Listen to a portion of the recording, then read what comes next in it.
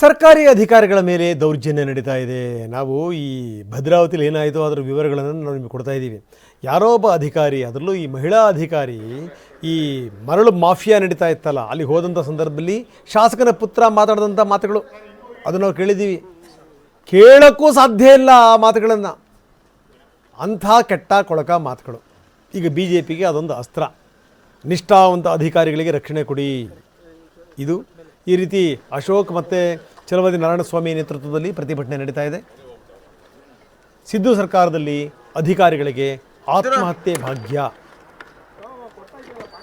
ಈ ಥರದ ಬೋರ್ಡ್ಗಳನ್ನು ಇಟ್ಕೊಂಡು ಪ್ರತಿಭಟನೆಯನ್ನು ಮಾಡ್ತಾ ಇದ್ದಾರೆ ಅಶೋಕ್ ಮತ್ತು ಛಲವಾದಿ ನಾರಾಯಣಸ್ವಾಮಿ. ನಾವು ತೋರಿಸ್ತಾ ಇದ್ದೀವಿ ಆ ದೃಶ್ಯಾವಳಿಗಳನ್ನು. ಅದರಲ್ಲೂ ನಿನ್ನೆ ಈ ಭದ್ರಾವತಿಯ ಶಾಸಕನ ಮಗ ಮಾತಾಡಿದ ಮಾತುಗಳಿದಾವಲ್ಲ, ಓಹೋ ಬಿಡಿ.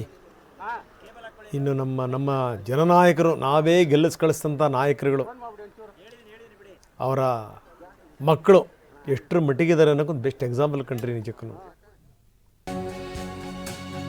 ಅದು ಹೆಂಗೆ ಇಲ್ಲಿ ತನಕ ನಾಯಕರುಗಳು ಸುಮ್ಮನಿದಾರಪ್ಪ ಅದ್ರ ಬಗ್ಗೆ ಮಾತಾಡ್ತಾನೆ. ಇನ್ನು ಮೈಸೂರು ಠಾಣೆ ಮೇಲೆ ಕಲ್ಲು ಎಸೆತ, ಇದಕ್ಕೆ ಸಂಬಂಧಪಟ್ಟಂಗೂ ಕೂಡ ಆರ್ ಅಶೋಕ್ ಕಿಡಿಕಾರಿದ್ದಾರೆ. ಕಲ್ಲು ಹೊಡೆದಿದ್ದು ಸಣ್ಣವರು ಅಂತ ಒಬ್ಬ ಮಂತ್ರಿ ಹೇಳಿದ್ದಾರೆ. ಇನ್ನೊಬ್ಬ ಮಂತ್ರಿ ಪೊಲೀಸರು ನಾಲಾಯಕಗಳು ಅಂತಾರೆ. 500-600 ಜನ ದಾಳಿ ಮಾಡಿದ್ರು ಕೂಡ ಒಬ್ಬನನ್ನು ಕೂಡ ಬಂಧಿಸಿಲ್ಲ. ಆದರೆ ರಾತ್ರೋರಾತ್ರಿ ಸಿಟಿ ರವಿ ಏನೋ ಮಾತಾಡಿದ್ರು ಅನ್ನೋ ಕಾರಣಕ್ಕೋಸ್ಕರ ರಾತ್ರೋರಾತ್ರಿ ಅವ್ರನ್ನ ಕರ್ಕೊಂಡೋಗಿ ಆ ಕಡೆ ಈ ಕಡೆ ಕಾಡು ಸುತ್ತಿದ್ದಿತ್ತಲ್ಲ, ಅದಕ್ಕೇನಂತೀರಿ ಅಂತ ಕೇಳ್ತಾರೆ ಆರ್ ಅಶೋಕ್.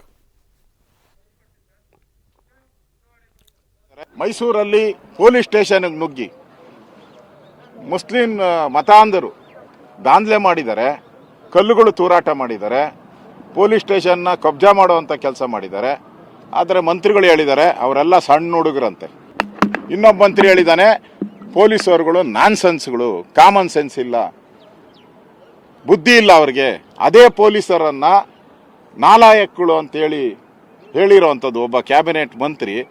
ಪೊಲೀಸ್ಗಾರ ಆತ್ಮಸ್ಥೈರ್ಯ ಎಲ್ಲಿ ಉಳಿತೈತೆ? ಈ ಮಾಫಿಯಾ ಕೈಗೆ ಸರ್ಕಾರ ಸಿಕ್ಕಾಕೊಂಡ್ಬಿಟ್ಟಿದೆ. ಈ ಮಾಫಿಯಾ ಕೈಯಲ್ಲಿ ಸರ್ಕಾರ ಸಿಕ್ಕಾಕೊಂಡು ಇವತ್ತು ಕಾನೂನು ಸುವ್ಯವಸ್ಥೆ ಹದಗೆಟ್ಟು ಹೋಗಿದೆ. ಇಷ್ಟೆಲ್ಲ ನಡೀತಾ ಇದ್ರು ಕೂಡ ಗೃಹ ಸಚಿವರು ಮತ್ತು ಮುಖ್ಯಮಂತ್ರಿಗಳು ಇದ್ರ ಬಗ್ಗೆ ಚಕಾರ ಎತ್ತಿಲ್ಲ. ಕಾನೂನು ರೀತಿ ಕ್ರಮ ಕೈಗೊಳ್ತಂತೆ. ಸಿಟಿ ರವಿ ಆದಾಗ ಯಾಕೆ ಕಾನೂನು ರೀತಿ ಕ್ರಮ ಆಗಲಿಲ್ಲ? ಮೈಸೂರಿಗೆ ಹೋಗಿ ಪೊಲೀಸ್ ಸ್ಟೇಷನ್ನಲ್ಲಿ ನಾನು ಅಧಿಕಾರಿ ಕೇಳಿದ್ರೆ ಒಬ್ಬರನ್ನು ಬಂಧಿಸಿಲ್ಲ. ಅಲ್ಲಿ ಅಟ್ಯಾಕ್ ಮಾಡಿರೋರು 500-600 ಜನ ಅಟ್ಯಾಕ್ ಮಾಡಿದ್ದಾರೆ. ಕಲ್ಲುಗಳೆಲ್ಲ ಇನ್ನೂ ಹಂಗೆ ಬಿದ್ದಿದೆ. ಅಲ್ಲಿ ಒಬ್ಬರನ್ನು ಅರೆಸ್ಟ್ ಮಾಡಿಲ್ಲ. ಸಿಟಿ ರವಿನ ಏಕಾಏಕಿ ಇಮಿಡಿಯೇಟಾಗಿ ತಗೊಂಡೋಗಿ ಫಾರೆಸ್ಟಿಗೆ ತಗೊಂಡೋಗ್ಬಿಟ್ರಿ. ಕ್ವಾರಿ ಒಳಗೆ, ಡೀಪ್ ಕ್ವಾರಿ, 200 ಅಡಿ ಡೆಪ್ತ್ ಇರೋ ಕ್ವಾರಿ ಒಳಗೆ ತಗೊಂಡೋಗಿ ನಿಲ್ಸಿದ್ರಿ. ರಾತ್ರಿ ಎಲ್ಲ ಸುತ್ತಿಸ್ತ್ರಿ. ಏನು ಹಿಂದೂಗಳಿಗೊಂದು ಕಾನೂನು, ಮುಸ್ಲಿಮಾನರಿಗೊಂದು ಕಾನೂನಾ ಈ ರಾಜ್ಯದಲ್ಲಿ? ನಮ್ಮ ಅವಧಿಯಲ್ಲಿ ಅವ್ರು ವಿರೋಧ ಪಕ್ಷ ಇದ್ದಾಗ ಯಾಕೆ ಮಲ್ಕೊಂಡಿದ್ರು? ಕುಂಭಕರ್ಣ ರೀತಿ ಅಂದರೆ ಯಾಕೆ ಮಲ್ಕೊಂಡಿದ್ರು? ಅವಾಗ ಯಾಕೆ ಬಿಡುಗಡೆ ಮಾಡಲಿಲ್ಲ? ಅವಾಗ ಬಾಯಿ ಮುಚ್ಕೊಂಡು ಅವಾಗ ಸುಮ್ಮನೆ ಇದ್ದುಬಿಟ್ಟು ಈಗ ಬಿಡುಗಡೆ ಮಾಡ್ತೀನಿ ಅಂದರೆ ಯಾರು ನಂಬ್ತಾರೆ ನಿಮಗೆ?